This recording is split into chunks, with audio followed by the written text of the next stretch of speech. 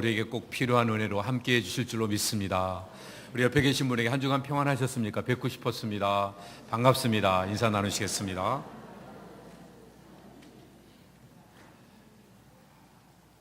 예수님께서 오늘 본문을 통해서 특별히 다른 사람들에 대해서 관대하지 못한 그 부분들을 지적하시면서 바르게 교정해 주시는 그 내용이 오늘 본문에 나와 있는 것을 보게 됩니다.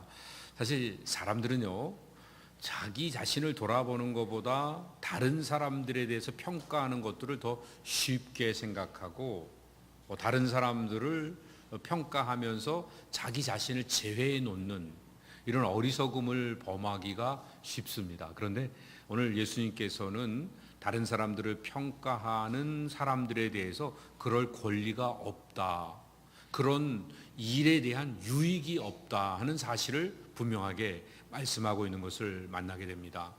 예수님은 세상을 보는 그 관점이 사랑의 렌즈를 가지고 보시니까 모든 사람들을 따뜻하게 품으시면서 가능성을 보시면서 사랑으로 품어주고 용서하고 배려하시는 그 하나님의 헤세드의 사랑을 갖고 계신 그 아름다운 모습을 보게 되는데, 사람들은요, 그 렌즈를 비판의 렌즈 혹은 정죄의 렌즈 혹은 폄하의 렌즈를 가지고 보기 때문에 자기보다 조금 더 앞서거나 혹은 자기에게 맞지 않는 부분들에 대해서 쉽게 용납하지 않으려고 하는 이런 성향이 있는 것들을 보게 됩니다. 어떤 면에서 보면 옛날 그 철학자들이 얘기하던 그 부분들이 우리에게 좀 어느 정도 적용이 돼야 될 필요성이 있는 것 같습니다. 칸트의 규범 철학이라든지 아니면 혹은 또 스피노자의 윤리학이라든지 이런 데서 나오는 그 내용들을 보면 어떤 그 행동을 할 때 행동 자체보다는 그 행동을 하게 되는 그 과정에서의 그 규범에 관심을 가지고 어떤 규범 속에서 행동을 했는가 이런 것들을 좀 생각을 해야 된다 하는 그 내용이나, 또 혹은 스피노자의 그 이야기를 한다고 하면 우리가 선과 악에 대한 것들을 알려주고 그것들을 구별해내는 것들이 중요한 게 아니라 우리의 감정이 선하고 악한 것들의 이 구별을 통해서 선을 쫓아갈 수 있고 악을 쫓아가지 않을 수 있는, 그래서 내가 감정의 지배를 받는 사람이 아니라 혹은 이성과 또 혹은 선에 그 자신의 삶을 들여갈 수 있도록 그 주어진 삶의 모든 그 선을 마음으로 느끼면서 이해할 수 있는 이런 부분에 대한 접근이 필요한 것 같습니다. 근데 사실 그렇게 이야기하고 있는 그 내용들을 통해서 어떤 방향 감각은 준 것 같지만 구체적으로 내용을 해결할 수 있는 어떤 실제적인 답을 제시한 철학자들은 없습니다. 그런데 예수님께서는요, 아주 간단하게 우리에게 그 상황을 정리하시면서 아주 쉽게 안내를 해주고 계십니다. 오늘 본문에 있는 내용도 보면요, 우리가 내가 앞을 못 보는데 어떻게 다른 사람들을 인도할 수 있겠느냐, 내 눈앞에 뭐가 꽉 차 있는데 어떻게 다른 사람들의 그 잘못된 것들을 고쳐주고 도와줄 수 있겠느냐, 겉으로 드러난 다가 아니라 속에 내재되어 있는 게 또 겉으로 드러나는 것이 아니다. 그러니까 우리가 해야 될 일은 우리의 마음에 무엇을 쌓아 나가는 것이 중요한 것이다. 그래서 하나님의 말씀을 따라서 하나님의 다스림을 받고 하나님의 그 뜻에 순종하는 이 믿음의 삶을 사는 것이 중요하다는 것을 산상수훈 평지 설교를 통해서 우리에게 교훈하고 계신 겁니다. 제가 그 말로 모곤의 그 책에 대해서 여러분들이 잠깐 소개를 하고 싶은데요. 이 말로 모곤이라고 하는 그 소설가는 호주에 갔다가 호주에서 참 인간, 참 사람 부족이라고 하는 원주민들을 만납니다. 그래서 그 원주민들에게 초대되어서 같이 생활을 하다가 4주일 동안 그 호주를 갔다가 횡단하는 그 여행을 같이 하게 됩니다. 그러면서 깨달은 그 일들로 인하여서 자기 인생이 바뀌어지게 되었고 그 내용을 소설화시켜서 기록을 했습니다. 어떤 사람은 이건 그냥 소설이지 실제 상황은 아니다 얘기하는 사람들이 있는데, 지금 말로 모건이 얘기한 그 참 사람 부족을 찾을 수는 없다 그래요. 그러나 실제 했었다고 그 말로 모건하고 인터뷰한 사람이 또 이야기도 합니다. 그래서 사실성 여부에 대해서는 우리가 100% 확인할 수 없다 할지라도 이 소설에 있는 그 내용들을 본다고 했을 때 여기에서 참 사람 부족들이 추구하고 있는 이 내용들은 오늘날 우리가 또 다시 한번 돌아봐야 될 좋은 도전이 되는 내용이라고 볼 수가 있습니다. 그런데 그 참사람 부족들은 이런 문명인들을 가리켜 무탄드라고 얘기합니다. 무탄드란 말의 뜻은 돌연변이라는 뜻인데 문명을 가지고 사는 사람들이 좀 이상하다는 얘기입니다. 근데 우리가 볼 때는 자연하고 친화를 가지며 사는 사람들이 오히려 이상하게 보이죠. 이 모건이 생활하면서 제일 먼저 다르게 느낀 것은 그들은 자연하고 친화하면서 자기가 결국은 자연으로 돌아갈 걸 알기 때문에 자연하고 소통하는 법을 배웁니다. 과일을 볼 때에도 과일이 익었는지 안 익었는지를 잘라보기 전에 만져만 보면 알 수 있습니다. 옛날에 어르신들이 수박도 이렇게 톡톡 쳐보면 익었는지 안 익었는지 다 아시잖아요.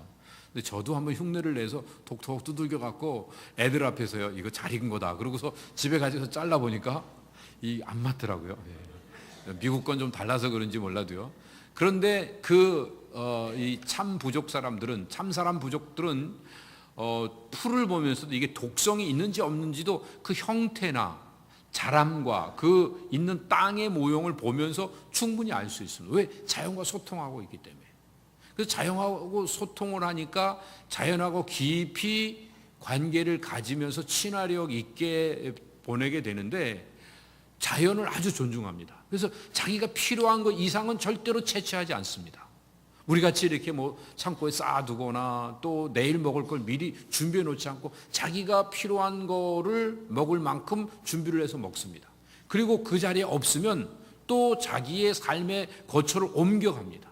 그래서 또 옮겨가서 뭔가를 만나면 만나게 하신 하나님께 감사하고 그래서 그 안에서 또 즐겁게 보내게 되는데 또 이 모건이 또 하나 신비하게 여긴 건요. 지나가다 보니까 어떤 사람들이 막 발에 가시가 찔리고 퉁퉁 붓고 그러잖아요. 그랬을 때 그걸 발견하니까 사람들이 모여갖고요. 그 가시 박혔던 자리에다가 그 자연 연고를 하나 바르고 그리고는 거기다가 막 손을 갖다가 막 흔들어서 위아래로 막 이야기를 하는 겁니다. 그러니까 조금 붓기가 빠지는데 노래를 불러주는 겁니다.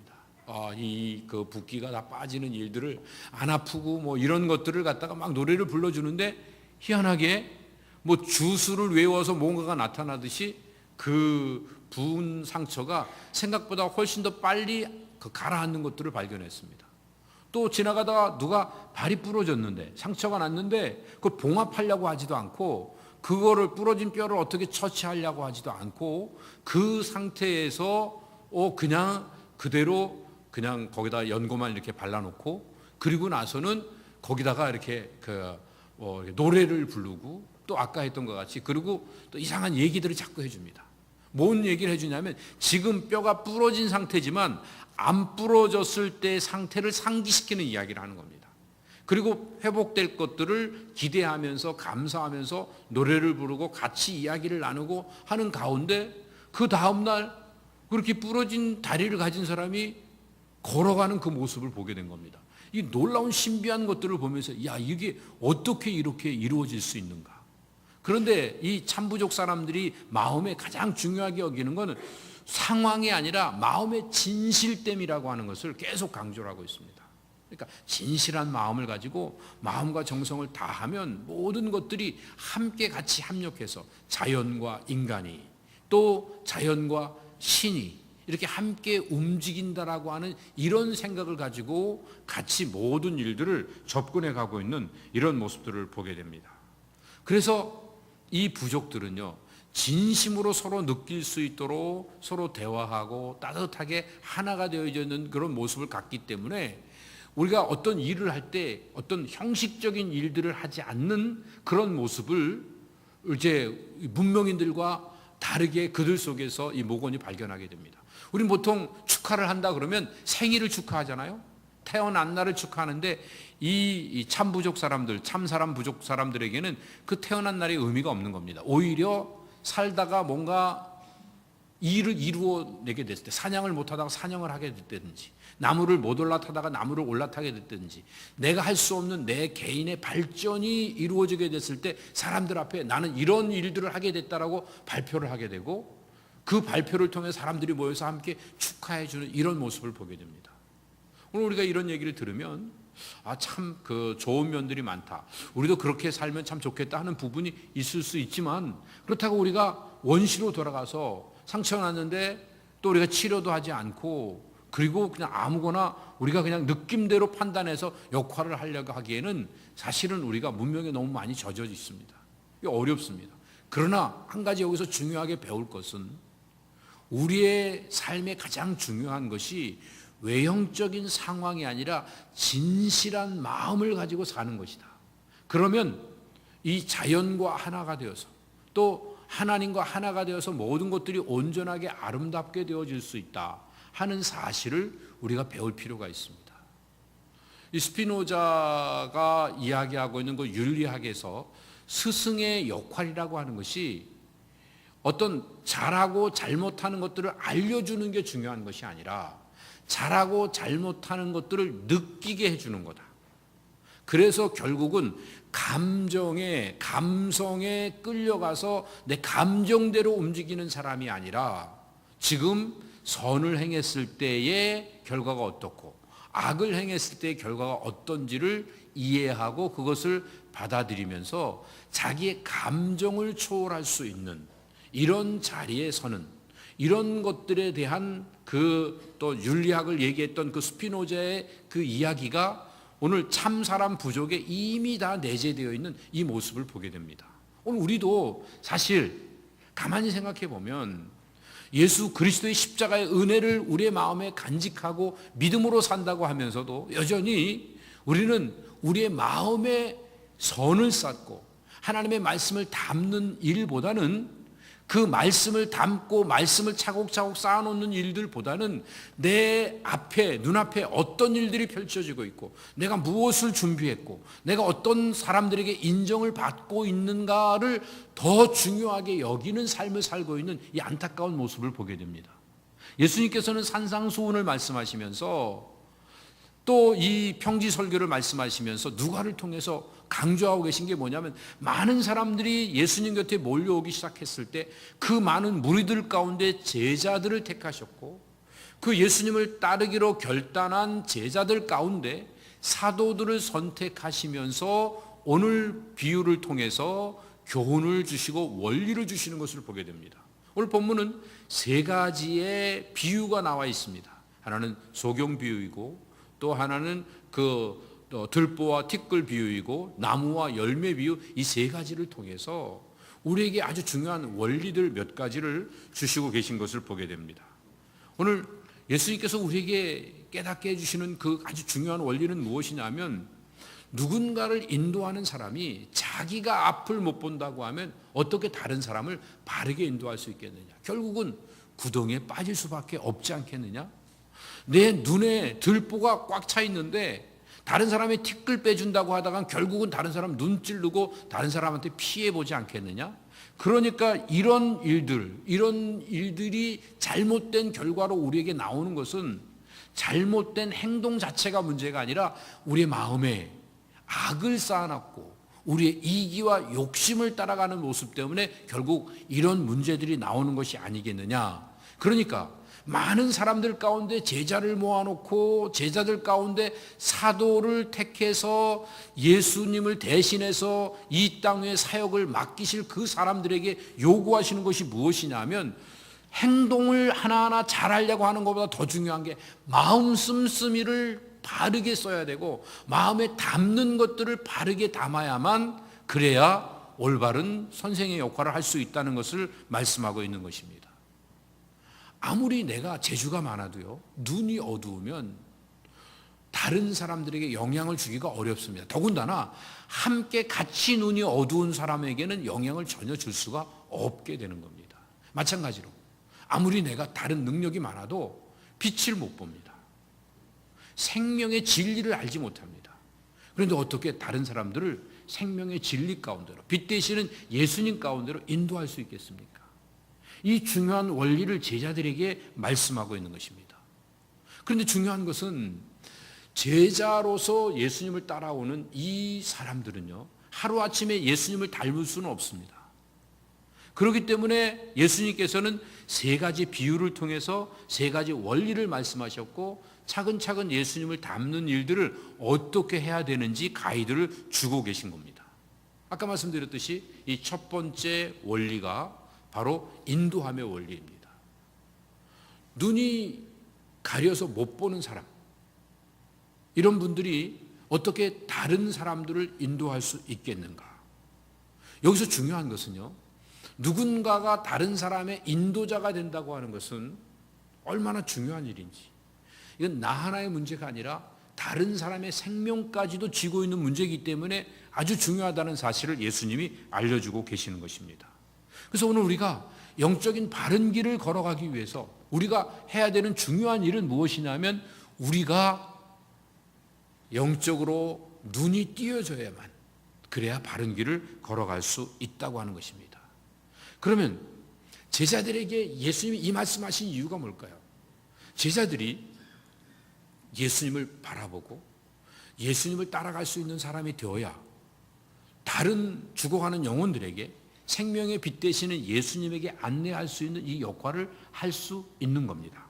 그런데 자기 스스로가 이 일들을 할 수 없다고 하면, 다른 사람에게 영향을 못 주니까 예수님은 뭘 요구하시냐면 너의 한계를, 너의 부족함을 인정하라고 하는 것입니다. 예수님의 제자들도 똑같은 그 많은 무리들하고 같은 사람입니다. 근데 무리들 중에는 예수님을 인정하지 않고 떠난 사람들이 있고, 예수님을 인정했지만 전적으로 맡기지 않은 사람들이 있었습니다. 그런데 이제 그 예수님을 따르는 그 제자들은요, 자신의 연약함과 부족함을 인정하고 예수님에게 배우라는 얘기입니다. 예수님을 익히라는 얘기입니다. 예수님을 따라서 행하라고 하는 이 말씀을 주시는 겁니다. 예수님 당시만 해도요, 사람이 이렇게 발전할 수 있는 방법이 무슨 학교가 있는 것도 아니고 하니까 선생님을 만나는 거였습니다. 예수님을 만나서 예수님을 따라가는 제자들은 다른 방법으로는 바르게 될 수가 없습니다. 예수님을 쫓아가는 방법 외에는 어떤 것입니다. 그 방법만 있던 것입니다. 그러니까 자기 스스로 한계를 인정하고 예수님을 따라가는 일을 할 때에만 다른 사람을 잘 인도할 수 있다는 이 원리, 인도함의 원리를 알려주신 겁니다. 그런데 인도함의 원리로 끝나지 않고 예수님께서는요, 더 나아가서 비판함까지 연결을 하고 계신 것을 봅니다. 이제 잘 인도하려고 하면 그냥 눈만 뜨는 게 아니라 다른 사람들을 비판하기 전에 먼저 자기를 돌아보는 이런 일들을 해야 됩니다. 자기를 돌아보지 않고 다른 사람을 비판하는 사람을 여기서 뭐라고 말하냐면 외식하는 자라고 표현을 했습니다. 휴포크리테스라고 하는 그 말의 단어는요, 그 위선자라는 의미가 있고 배우라고 하는 의미가 있습니다. 그냥 자기가 누군가의 흉내를 내는 겁니다. 그래서 이 단어는요, 죄인에게 적용이 됐습니다. 죄를 지은 사람을 가리켜서 휴포크리테스라고 하는 단어를 썼고, 그리고 또 위선자로서 지목을 했던 이런 모습을 보게 됩니다. 근데 왜 예수님께서 이 외식하는 자를 지적을 하셨는가? 그 이유는 자기 결점을 고치지 않고 선생이 되면, 자기를 돌아보지 않는 자가 선생이 돼서 다른 사람을 인도한다고 하면 결국은 그 사람도 따라오는 학생들도 다 망할 수밖에 없기 때문에 누군가를 판단하기 전에 자기를 먼저 돌아보는 일들을 해야 된다고 하는 이 사실을 알려주고 계신 겁니다. 그런데 이 사실을 알려주시면서 특별히 지칭한 그 대상이 있는데 그 사람들은 바로 바리새인들입니다. 그 당시 예수님 당시에 많은 사람들에게 존경과 사랑을 한 몸에 받고 있었던 경건한 사람들이었습니다. 그런데 그 사람들에게 예수님께서 위선자라고, 외식하는 자라고 말씀하시고 배우와 같다고, 흉내내는 사람이라고 이렇게 말씀을 하셨던 것들을 보게 됩니다. 왜 그렇습니까? 그들은 자기를 돌아보는 일보다 다른 사람을 비판하는 일들에 앞섰기 때문에 그렇습니다. 그래서 우리가 해야 되는 중요한 원리는, 판단은 다른 사람을 판단하기 전에 먼저 자기를 판단해야 된다는 원리가 우리에게 적용돼야 된다는 것을 예수님이 말씀하고 계십니다. 더 나아가서 이제는 예수님을 닮아가기 위해서 해야 되는 중요한 그 원리는 바로 상관관계의 원리인 것입니다. 이것은 나무하고 열매는 관계가 있습니다. 좋은 나무가 되면 좋은 열매를 맺습니다. 좋은 나무가 절대로 나쁜 열매를 맺는 법이 없습니다. 그러니까 나쁜 나무는요, 또 좋은 열매를 절대로 맺을 수가 없게 된다고 하는 것입니다. 자, 잘 살펴보세요. 예수님께서 처음에는 이제 다른 사람을 잘못 인도하는 것들에 대한 경고를 주셨고, 두 번째는 다른 사람을 비판하고 정죄하는 일들에 대한 경고를 주셨는데, 이제는 열매 맺는 일들에 대한 경고를 주고 계십니다. 근데 다른 사람들을 잘못 인도하는 거나 다른 사람들을 비판하는 것들은 그 행동의 문제가 아니라 마음의 문제인 겁니다. 그 마음에 쌓여져 있는 것들이 자기의 이기와 욕심 속에서 악을 쌓아놨기 때문에 결국은 소경같이 앞을 못 보며 다른 사람을 인도하는 데 나섰고, 자기 들보도 빼지 않고 다른 사람의 티끌을 빼는 위선자의 역할을 하고 있는 이 일들을 행하고 있었다고 말하고 있는 것입니다. 그러면 예수님 말씀하시는 게 뭐예요? 이제 선생님을 통해서 배우는 일들을 해야 되고, 그 배운 걸 마음에 담고 마음에 담은 대로 실천하는 일들을 하다 보면 좋은 열매는 저절로 맺힌다, 이렇게 말씀하십니다. 그래서 좋은 나무와 좋은 열매의 관계는 좋은 선생님과 좋은 그 제자의 관계로 예수님께서 말씀하고 계십니다. 누구든지 마음에 자기 그 독선이라고 하는 이런 그 악의 들보를 갖고 있는 한 다른 사람의 작은 부족과 허물도 시정해주고 도움을 줄 수가 없게 된다고 하는 것입니다. 아주 중요한 원리입니다. 못된 나무는 못된 열매를 맺는 거고, 좋은 나무는 좋은 열매를 맺는 겁니다. 좋은 나무가 못된 열매, 못된 짓을 절대로 할 수 없다고 하는 것입니다. 물론 사람이 실수할 수 있습니다. 사람이 연약하기 때문에 부족한 것들이 나타납니다. 그러나 그것이 계속해서 반복적으로 술수 쓰고 다른 사람 무너뜨리고 다른 사람 것 빼앗아서 자기 이기와 욕심을 채우려고 하는 일들이 계속 반복되고 있는 한 그 나무는 좋은 나무가 아니라는 겁니다. 그 나무에는 결국은 어떤 일들이 일어나게 되는가? 결국은 하나님과 상관이 없는 상황이라고 하는, 하나님의 선이 그 안에 담겨져 있지 않다고 하는 이 사실을 알려주는 것입니다. 그래서 뿌리가 거룩해지면 거룩한 뿌리를 통해서 나무 가지도 거룩해지고, 나무 가지가 거룩해지면 열매는 저절로 거룩하게 맺어진다고 하는 사실을 엉겅퀴에서, 가시나무에서 무화과가 맺지 않는다라고 하는 말씀으로 우리에게 말씀하고 계십니다. 나무의 종류와 퀄리티는 열매를 보면 알 수 있듯이 그 사람의 마음에 담겨져 있는 것이 무엇인가는 그 사람의 입술로 말하는 그 말과 그 몸으로 행동하는 행동을 보면 그 속에 무엇이 담겨져 있는지, 그 사람이 어디에 속해 있는지, 누구의 지배를 받고 있는지를 분명히 알 수 있다고 말씀하신 겁니다. 예수님이 여기서 강조하고 계신 것은요, 단지 마음에 선을 쌓아야 선한 말을 하고 선한 행동을 한다, 여기서 끝나는 게 아니라 궁극적으로 예수님 말씀하신 것은 마음에 예수 그리스도, 하나님 나라의 복음, 그리고 하나님의 사랑, 이거를 마음에 간직한 사람들은 저절로 이 복음을 증거하고 사랑을 행할 수 있는 십자가의 길을 걸어가는 삶을 당연하게 산다고 하는 이 사실을 알려주기 위해서 예수님께서는 이 말씀을 하고 계신 것입니다. 우리의 마음에 가득한 것이 무엇인가에 따라서 우리의 삶에 맺어지는 열매가 달라집니다. 자, 그러면 우리 모두 다 좋은 열매를 맺기를 원합니다. 그러시죠? 아니에요? 아니진 않겠죠, 그죠? 설교에 너무 감동이 돼갖고 아멘할 틈을 잊어버리신 것 같습니다. 다시 한번 기회를 드릴게요. 여러분 다 좋은 열매, 좋은 결과를 갖기를 바라시죠? 자, 그렇다고 하면 좋은 결과를 얻기 위한 지혜로운 삶을 살아야 됩니다. 그 지혜로운 삶을 사는 비밀이 오늘 세 가지로 나와 있는데, 그 첫 번째가 무엇이냐면 좋은 합당한 신앙 지도자를 따라가야 됩니다. 좋은 신앙의 지도자를 따라가지 않으면 결국은 어떻게 되겠습니까? 그 결과로 인하여서 잘못된 자리에 떨어지게 됩니다. 제자가 그 선생보다 높지 못하나 무릇 온전케 된 자는 그 선생과 같으리라. 이 말씀은요, 제자가 선생님보다 클 수는 없지만 온전케 된 자는 선생님만큼은 할 수 있다고 말씀하십니다. 우리가 예수님보다 더 잘할 수는 없지만 예수님처럼 행할 수는 있습니다. 그게 온전케 된 자라고 하는 것이 어떤 의미죠? 온전하다고 하는 것은 완전한 의미가 아닙니다. 이것은요, 퍼펙트한 것이 아니라 마음을 다하고 성품을 다하고 뜻을 다하고 힘을 다하면 온전해집니다. 내 인생이 내 손에 있으면 불안하고 불안전한데요, 내 인생을 하나님께 맡기면 온전해지는 줄로 믿습니다.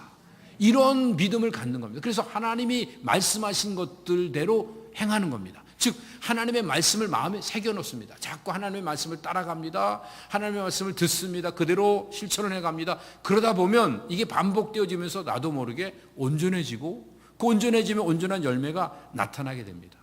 그런데 아무리 열심히 해도 가이드가 온전하지 못하면 잘못된 길로 가게 됩니다. 제가 미국에 와서 처음 이렇게 이것저것 이렇게 다닐 때, 그때는 뭐 내비게이션도 없었잖아요. 그래서 뭐 지도도 잘 없어갖고 여기 새로운 곳을 갈 때는 이 사람 저 사람한테 물어봐야 되는데, 차에서 내려서 이렇게 물어보면 어떤 사람들은 자세하게 아주 친절하게 가르쳐 주시고, 어떤 분들은 잘 안 가르쳐 주고, 모른다고 아주 그냥 한마디로 툭명하게 내뱉고 그런 분들이 계세요. 여러분들은 어떤 분이 좋으세요? 자세히 가르쳐 주는 분이 좋으세요? 툭명하게 모른다고 탁 얘기하시는 분이 좋으세요? 당연히 그 자세하게 가르쳐 주는 분이 좋겠죠? 근데 저는 경험해 보니까 그게 꼭 좋은 건 아니더라고요. 아니, 자기도 잘 모르면서 아주 자세히 가르쳐 줬는데 한참 동안을 가봤더니 엉뚱한 곳이에요. 차라리 안 가르쳐 줬으면 다른 사람한테 물어서 갔을 텐데, 자기가 진리의 길을 모르면서 사람들을 진리로 인도한다고 하는 사람들은 함께 멸망을 하고 마는 겁니다. 그래서 예수님께서 말씀하시는 게 뭐냐면 좋은 지도자를 만나야 된다는 겁니다. 좋은 지도자, 물론 좋은 목사 만나야 되고 좋은 교회 만나는 거 중요한 겁니다. 그러나 더 중요한 건 사람은 바뀔 수 있어요. 여러분, 김 목사가 대단히 좋은 사람인 줄 알았더니 알고 보니까 안 좋은 사람일 수도 있고 거꾸로 수도 있어요. 예. 안 좋은 사람인 줄 알았는데 나중에 보니까 아주 생각보다는 괜찮은 사람일 수도 있고 해요. 사람은 바뀌어질 수 있는 것. 그러나 우리가 그리스도 안에 있는 것, 그래서 그리스도 안에서 성령의 인도하심을 받는 것, 그러기 위해서 말씀에 집중하는 겁니다. 하나님의 말씀의 인도함을 받으면서 그리스도 안에 있고 성령의 인도하심을 받으며 믿음으로 따라가는 삶을 살아갈 때 우리는 예수님의 그 인도하심을 따라서 바른 길을 걸어가게 되는 줄로 믿습니다. 그래서 우리의 영원한 바른 안내자는 예수 그리스도십니다. 세상의 학문이나 세상의 원리나 세상에 여러 가지 나타나는 사건과 현상에 우리의 마음을 뺏기지 않고 말씀에 내 자신을 들여가게 될 때 우리는 바르게 인도함을 받는 것입니다. 더 나아가서 이제는 바르게 인도함을 받기 위해서 우리가 정말 그 좋은 결과를 얻기 위해서 우리가 빼놓지 말아야 되는 중요한 것은요, 내 자신을 성찰하는 삶을 살아야 됩니다. 다른 사람 비판하고 다른 사람 정죄하는데 너무너무 발이 빠른데요, 나를 돌아볼 생각은 하지 않습니다. 내가 하면 로맨스고 다른 사람이 하면 불륜이고, 그걸 뭐라 그래요? 내로남불이라고 안 들어보셨어요? 예. 실제로 이런 일들이 너무너무 많이 있는 것들을 보게 됩니다. 하나님의 사람들은 자기 자신부터 성찰하는 이런 일들을 해야 합니다. 사람들에게 외적으로 인정받기 위해서 뭔가 일을 하는 게 아니라 자기를 성찰하면서 하나님 앞에서 바르게 살아가기 위한 삶을 살아야 됩니다. 그러기 위해서 세 번째 필요한 게 뭐냐 하면, 목표에 관심을 두고 어떤 성과를 이루는 데만 우리의 삶의 초점을 맞추는 게 아니라 과정을 중요시해야 됩니다. 뭐 이쪽으로 가든 저쪽으로 가든 서울만 가면 된다가 아니라 우리 과정 속에서 바르게 삶을 살아야 됩니다. 여러분, 빨리 하고 싶어갖고 남들보다 더 앞장서서 뭔가 더 많이 얻고 싶어갖고 그냥 치링하면서 했던 삶은요, 돌아보면 다시 마이너스입니다. 다시 되돌아가야 됩니다. 행여나 여러분, 내가 이렇게 치링하면서 뭔가 막 이렇게 그 엉터리같이 살아왔는데 나는 그걸 그냥 계속 누리고 있다 그러면 그건 복이 아닙니다. 뭔가를 깨닫는 그런 시간들이 필요합니다. 그래서요, 우리가 지금까지 살아온 인생 가운데서 내가 과정을 중요하시지 않고 결과만을 따내고 뭔가 내가 원하는 것만을 이루려고 했던 삶에 대해서 돌이켜 회개하면서 이제는 순간순간 만나는 사람 한 사람 한 사람을 중요하게 여기고 만나는 사건들을 정말 신실되게 충성되게 역할들을 감당할 수 있고 특별히 한 가지 사건마다 하나님이 기뻐하신 일들에 내 자신을 초점 맞춰갈 수 있는 십자가를 짊어지는 이 일들을 하는 것들이 우리에게 꼭 필요한 것입니다. 사도 바울은 예수님 만나고 난 다음에 자기 인생에 귀하게 여겼던 것들을 다 배설물로 여겼다. 다 초계처럼 여겼다. 이렇게 말하고 있습니다. 어떻게 이렇게 삶을 살아갈 수 있을까? 우리도 주님 만나고 나서 세상에 헛된 것들 다 내려놓고 주님만 바라보며 믿음으로 살고 싶은 이 생각이 있습니다. 그런데 이게 노력으로 되는 게 아니에요. 내 그냥 의지로 되는 게 아닙니다. 내 삶에 쌓여지는 것에 따라 달라집니다. 내 마음에 십자가를 쌓는 겁니다. 가치의 전환이 일어나야 됩니다. 세상의 헛된 것들을 바라보면서 그것들을 계속 쫓아가는 삶을 살아가면요, 예수님의 제자가 되고 싶어도 우리는 사탄의 놀이개감이 되어지고 맙니다. 그러나 날마다 자기를 부인하고 내게 주어진 십자가를 짊어지는 일들을 묵묵히 하루하루 순간순간 감당하다 보면 어느 날 좋은 열매를 맺는 예수님의 제자로서의 삶을 살아갈 수 있게 됩니다. 지난주에 설교 마지막 부분에서 혼인잔치 비유를 말씀드렸습니다. 마지막 때에 혼인잔치를 배설해 놓고 사람들을 초청합니다. 사람들이 바쁘다고 다 자기 갈 길을 갑니다. 그때 아무나 마구잡이로 모든 사람들을 데려다가 그 잔치 자리를 채웠습니다. 그런데 그 혼인 예식 자리에 한 사람이 예복을 입지 않고 그 자리에 앉아 있었습니다. 결국 그 사람은 손발이 묶이고 어두운 곳에 쫓겨나서 슬피 울면서 이를 갈았다고 이렇게 얘기하고 있습니다. 예수님께서 하나님의 사랑을 보여주시기 위해서 희생과 섬김의 삶을 사셨고 그 희생과 섬김의 삶의 극치인 십자가를 통해서 우리를 구원하셨습니다. 우리가 십자가를 통해 구원받았다고 하는 것은요, 오늘날 하나님의 사랑이 우리에게 얼마나 놀라운가를 깨달을 수 있는 기회를 주셨다고 하는 것입니다. 십자가의 사랑을 바라본다고 하는 것은 내가 죽어야 되는 자리에 예수님이 대신 죽으신 그 사실에 대한 것을 인정하고 그것들을 통해서 내가 이제 어떻게 주님을 위해 살 수 있을까 자기 자신을 포기하는 삶을 살아가는 이 모습을 갖는 것입니다. 그런데 오늘 우리가 이 십자가를 바라보면서도 여전히 우리는 십자가를 딛고 일어나서 사람들에게 영광된 자리에 서려고 하는 어리석음을 범하고 있다고 하면 우리 마음에 쌓이는 것이 악이기 때문에 이기와 욕심이기 때문에 좋은 열매가 아닌 나쁜 열매가 맺힐 수밖에 없게 됩니다. 예수님이 이 땅에서 하신 일은 무엇입니까? 하나님이 맡겨주신 영혼들을 한 사람도 잃어버리지 않고 다 구원하는 일들을 하시는 겁니다. 근데 하나님이 예수님에게 맡겨주신 그 사람들이 누구입니까? 그 사람들은 바로 십자가를 통해서 하나님의 영광을 본 사람들입니다. 쉽게 표현하면 예복을 갈아입은 사람들입니다. 십자가가 수치입니다. 모욕입니다. 불편입니다. 희생입니다. 그런데 그 십자가가 영광이고 십자가가 생명의 능력이라고 하는 사실을 깨달은 사람들은요, 자기 옷을 갈아입게 됩니다.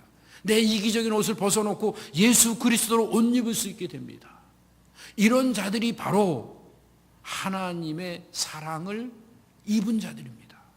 하나님의 사랑을 통해서 영원한 천국에 들어갈 수 있는 자격을 얻은 자들이 되어지는 것입니다. 그래서 자기를 부인할 수 있습니다. 그래서 자기 십자가를 지고 주님을 따라갈 수 있게 되는 것입니다. 여러분, 내가 누구인가에 대한 정체성은 내 이름이 아닙니다. 내가 마음에 갖고 있는 것입니다. 내 마음에 무엇을 갖고 있습니까? 십자가가 영광이고 십자가가 무한한 하나님이신 은혜인 것들을 깨닫게 되는 그 순간 우리의 마음속에 예수 그리스도의 제자된 삶을 살아가는 아름다운 능력이 나타나게 되는 것입니다. 여러분, 이스라엘 백성들은요, 모세를 통해서 출애굽의 놀라운 경험을 했습니다. 애굽의 노예된 자리에서 나왔어요. 탈출했어요. 이제는 자유의 몸이 됐습니다. 마음껏 자유하게 되었는데 어려움을 만나게 됩니다. 먹을 게 없고 마실 게 없고 여러 가지 불편한 상황이 펼쳐지게 됐을 때 그들은 모세를 원망하면서 소리를 칩니다. 차라리 우리가 애굽의 고깃가마 옆에 있을 때가 훨씬 더 좋았는데, 거기서 있다 죽는다 할지라도 그렇게 죽는 게 훨씬 더 지금보다 나을 텐데. 그들은 몸은 애굽을 떠나왔지만 마음은 애굽을 떠나오지 못했기 때문에 여전히 그 애굽의 그 옛날의 모습들을 회상하면서 자기 마음속에 애굽을 담아놓고 애굽을 바라보면서 애굽을 또 추구하고 있는 이런 어리석은 삶을 사는 것들을 보게 됩니다. 아직 우리도 예수님 믿고 구원받고 천국을 소망한다고 하면서도 이 세상이 너무 좋아서 세상으로 자꾸 돌아가려고 하고, 누군가가 나에게 십자가를 요구하거나 십자가를 져야 되는 그 상황이 펼쳐질 때는 내가 왜 바보같이 이 일을 행하냐고 자기의 똘똘함을 증명하기 위해서 십자가를 파괴하고 십자가를 지는 사람을 조롱하는 어리석은 일들을 하고 있지는 않은지 우리 자신을 돌아볼 필요가 있습니다. 제가 지금 말씀드리는 건요, 세상이 어떻게 돌아가는지 이거 시비 걸자는 얘기가 아닙니다. 세상이 그냥 놔두자고요.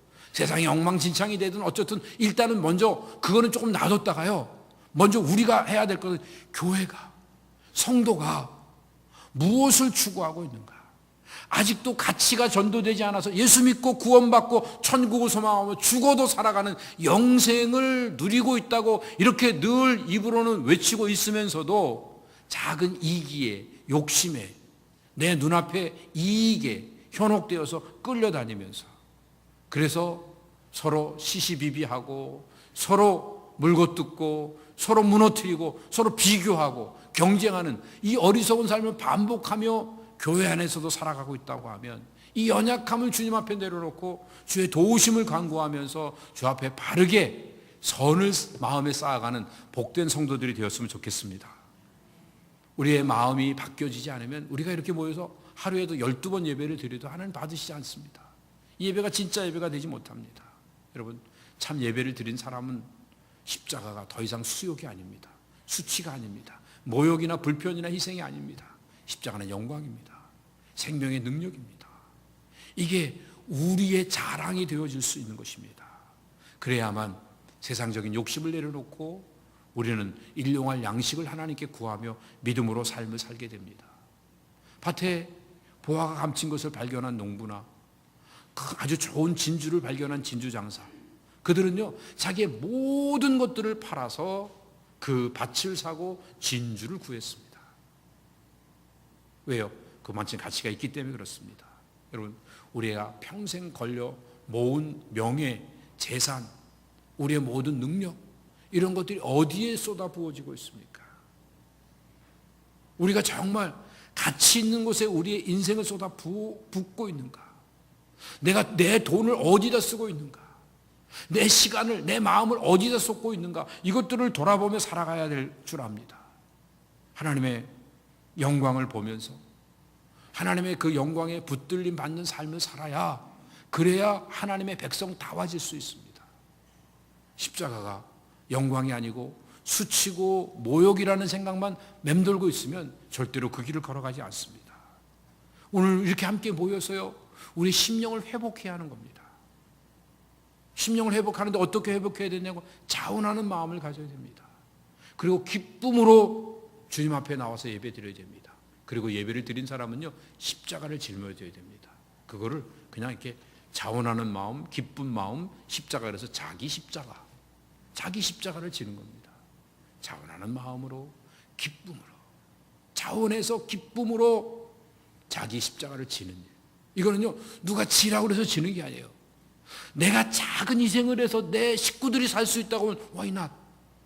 여러분, 제가 조금 더 일을 해갖고 우리 자녀들이 행복하게 산다 그러면 조금 더 고생스러워도 피곤해도 그거 감당하면서 여지껏 이민자의 삶을 살아오신 거 아니에요? 그래서 자식들 여러분 다 공부시키고 여러분 지금까지 지내온 거 아니에요? 이제 그게 이제 목표가 좀 바뀌어지는 겁니다. 주님을 위해서, 주님의 나라를 위해서, 죽어가는 영혼들을 위해서, 하나님 나라를 위해서 내가 희생되고 내가 좀 욕을 먹고 내가 좀 불편하고 내가 십자가를 지면 하나님이 영광을 받으신다고 하면 아무도 알아주지 않아도 그 일을 하는 겁니다. 이거를 쌓아나가는 겁니다. 한 번 쌓고 두 번 쌓고 자꾸만 쌓으면 그 안에서 열매가 맺어집니다. 좋은 열매가 맺어지는 그 나무, 그 나무를 좋은 나무라고 말합니다. 여전히 악을 행하고 이기와 욕심을 부리고 남의 것 빼앗고 남의 것을 또 악용해가고 남을 폄하하는 일들이 앞장서는 일들을 하면서도 나는 오늘도 예배드리고 있고 나는 오늘도 전도하고 선교하고 있으니까 나는 좋은 사람이다, 이렇게 이야기하고 있다고 하면 주님이 우리를 향해서 외식하는 자라고, 주님이 우리에게 소경을 인도하면 둘 다 구덩이에 빠진다고 경고하시는 이 메시지를 우리에게 선포하실 것입니다. 신앙생활이라고 하는 것은요, 이렇게 예배를 통해서 하나님 말씀 듣고 자기의 부족과 허물을 바꿔 나가는 겁니다. 한 번에 안 되니까 반복해 가는 겁니다. 한 번 주님 앞에 드리면 드린 만큼 우리 인생의 열매는 놀랍게 달라지게 됩니다. 여러분, 1949년도에 중국에 문화혁명이 일어났죠. 그때요, 중국의 기독교인들이 75만 명이었대요. 근데 문화혁명 때 그 모태통 그리고 그 함께 있던 공산당들이 이 그리스도인들을 다 잡아 죽인다고 했는데 다 숨어버리고 3분의 1인 25만 명을 잡아 죽였습니다. 50만 명은 다 숨어버렸죠. 25만 명의 순교자들이 나왔습니다. 50만 명이 지하로 숨어서 다 뿔뿔이 흩어져 산속으로 곳곳에 흩어져서 생명을 내걸고 예배를 드리다가 50년 동안 무지무지한 그 핍박과 고난을 당하면서 순교의 길을 걸어갔던 사람들이 있었습니다. 자, 그러면 50년이 지난 다음에 조금 이제 그 공산당이 조금 개화되어지고 그 다음에 문이 열리고 그러면서 복음의 빛이 조금 비춰졌습니다. 그때 겉으로 드러나진 크리스찬들이 얼마나 되는 줄 아세요? 얼마나 50만 명이 죽고 몇 명이나 남았을까요? 놀라지 마십시오. 5천만 명이 됐습니다. 30배, 60배가 아니라 100배의 결실을 맺게 됐습니다. 그런데 2010년도에 1억, 2020년도가 되면 누가 자료를 했는지 2억까지 된대요. 여러분, 세계 최다 크리스찬들이 있는 나라가 되어졌습니다. 다 죽을 줄 알았는데 나 하나 죽으면 죽으리라고 하는 이 각오를 가지고 생명을 걸고 자기의 삶을 다 드리면서 예배에 자기의 목숨을 내놓게 되었을 때 이것이 열매 맺혀져서 이것이 온전한 그 모습으로 나타나게 되어서 좋은 열매로 가득하게 되었습니다. 사실은 중국이 누가 정치를 잘해서가 아니고 누가 뭐 어떤 일들이 일어나고 무슨 자원이 많고 뭐 그래서 그런 게 아니라 정말 엎드려 세계 선교를 위해서 기도하는 사람들이 이렇게 1억 명, 2억 명씩 늘어나고 있기 때문에 중국이 지금 발전하고 있는 거예요. 미국의 미래가 밝으려면 어떻게 될까요? 우리 대한민국의 미래가 밝으려면 어떻게 될까요? 대단하게 큰 일들을 추구하는 이런 일들을 하다 보면 자꾸 가짜 만들어냅니다. 위선을 만들게 됩니다. 어떻게 보면요, 이제 내가 잘나고 싶고 뭔가 대단한 일을 하고 싶은 욕망에 사로잡히게 되면 허탄과 거짓에 빠지게 되니까 자꾸 위선자로서 악한 일들을 도모하게 됩니다. 그냥 모략과 그리고 술수를 쓰는 일들에 능한 사람이 되어버리고 말 거예요. 그러나 오늘 우리가 마음에 누구도 알아주지 않아도 작은 선이라도 하나님이 기뻐하신 일이라도 쌓아나가겠다고 십자가를 지는 일들을 한 번, 두 번 행하다가 보면 나도 모르는 사이에 내 마음에 선이 가득 채워지게 될 줄로 믿습니다. 사랑하는 성도 여러분, 이제부터는요, 뭘 하든지 너무 욕심 부리지 말자고요. 예수님이 이 땅에서 추구하신 것은 위대한 삶의 자리를 추구하신 게 아니에요. 위대한 사랑의 법을 실천하셨어요. 원수를 사랑하는 거고 나를 핍박하는 자들을 선대해 주는 겁니다. 이 일들을 행하심으로 인하여 그 선이 열매 맺어서 부활의 열매로 온 세상에 이렇게 많은 죽어가는 영혼들이 구원받는 열매로 맺혀지게 된 겁니다. 오늘 우리에게도 기회가 주어졌습니다. 이제부터는 우리가 세상에 뭔가 잘나고 사람들한테 인정받는 일들에 관심 가지면서 자기를 드러내는 일들에 자기의 시간과 물질과 정력을 쏟아부으며 사는 것이 아니라 십자가를 짊어지고 교회를 세우고 하나님 나라를 세우고 죽어간 한 영혼 불쌍하고 소외되어 있는 한 사람들에게 진정한 사랑의 통로가 되기 위하여서 내가 십자가의 길을 걸어가겠습니다.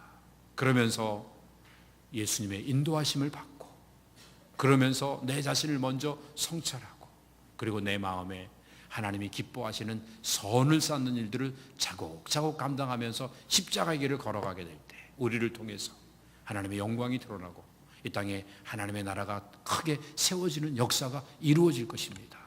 우리는 다 연약한 자들입니다. 부족한 자들입니다. 그러나 우리 가운데는 소망이 있습니다. 왜냐하면 우리 안에 역사하시는 예수 그리스도의 그 놀라운 비밀이 우리 마음 가운데 부어졌기 때문에 그렇습니다. 이제는 우리도 주님처럼 십자가의 길을 걸어가기 위해서 묵묵히 내 자신을 부인하고 내게 주어진 십자가를 짊어지면서 주님을 쫓아가겠습니다. 이 결단을 함으로 말미암아 연약하지만 가장 위대한 일을 이 땅에 이루어서 하나님의 영광을 드러내는 복된 배단위 성도들 다 되시기를 주님의 이름으로 축복합니다. 아버지 하나님, 오늘도 주신 말씀 기억하면서 우리 인생이 지금까지 어떻게 살아왔는지, 내가 앞을 못 보는데 다른 사람을 인도한다고 앞서지는 않았는지, 내 눈에 있는 들보는 보지 못하고 다른 사람의 티끌만 지적하며 살지는 않았는지, 내 안에 악이 가득한데 선한 열매를 맺겠다고 발버둥치며 살아오지는 않았는지 우리 자신을 돌아보며 예수 그리스도로 옷 입고 예수님을 쫓아가며 묵묵히 십자가의 길을 걸어가는 배단의 모든 성도들 다 될 수 있도록 은혜를 더하여 주시옵소서. 예수님의 이름으로 감사하며 기도드립니다. 아멘. 자리에 일어나셔서 찬양 올려드리겠습니다.